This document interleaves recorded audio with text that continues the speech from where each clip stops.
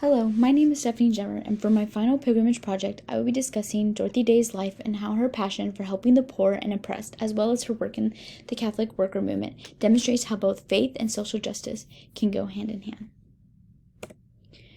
Dorothy Day was born in New York City on November 8, 1897. She was the third of five children, and her parents were Grace and John.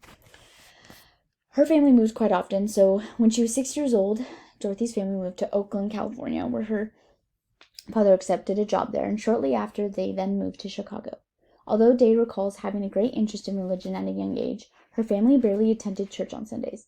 After her mother had enrolled her brothers into a choir in a nearby Episcopal church, she loved to hear the songs and study catechism, and at the age of 13 she was baptized.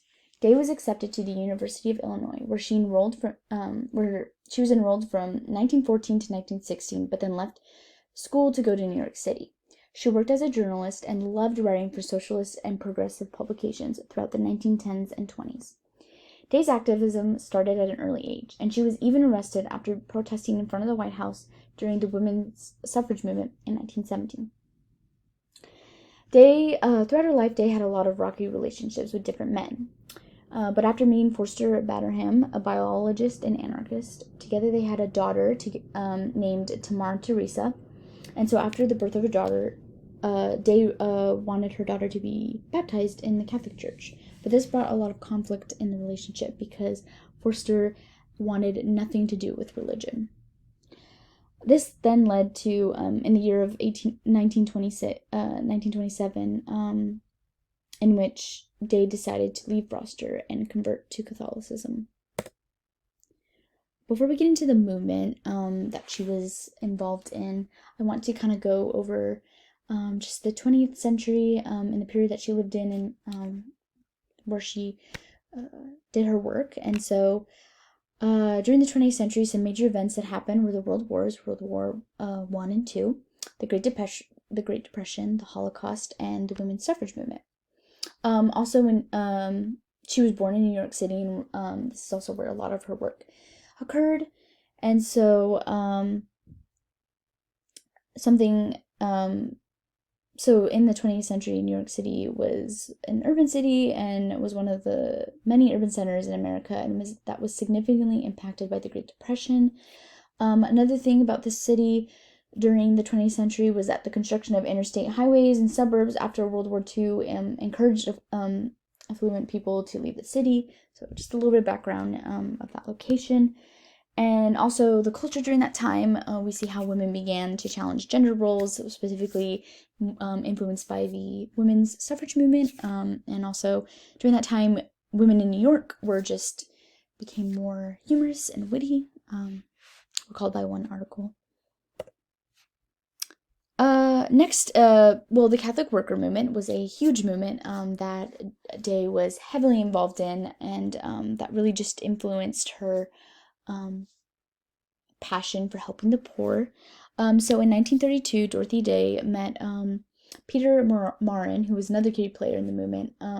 Peter, a French immigrant and former Christian brother, had a vision that included roundtable discussions, houses of hospitality, universities, and even a newspaper for people in the streets. Through Peter's vision and influence, Dorothy's appreciation of Catholicism deepened. While sharing this vision, Peter wanted to start a newspaper, and Dorothy felt she could do so with her writing abilities. And on May 1st, 1933, the Catholic Worker newspaper was published. The first issue printed about 2,500 copies, and each copy was 8 penny, which is actually still the price today.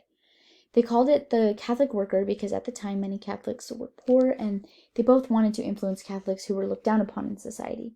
It was also used to reach the ordinary worker. Overall, the paper succeeded and was found in many parishes and schools around the U.S. Then during this movement, we see how volunteers come together and with work and donated food, clothing, and money. Overall, we see this community grow and feeding homeless people. And so within a few years, 33 Catholic worker houses and farms were established nationwide. And so a quote that I kind of want to talk about or state that really I feel like embodies Dorothy Day's mission and just her what really just sparked her passion and being in this movement and forming this movement is when she states in her book The Long Loneliness. She states, and I quote, "It is easy enough to write and publish a paper and mail it out with the help of volunteers to the four corners of the earth. But it becomes an actual living thing when you get out on the street corners with the word, as St. Paul did in the early days of Christianity," end quote. So the movement's the main controversy in the movement was how Dorothy Day was harshly criticized for being a pacifist. So specifically, she opposed any form of violence in all wars, like World War I, II, and even the Cold War. She believed that it was the Catholic workers' job to love, and that the teachings of the gospel offered other ways to reject evil and violence that happened in this world.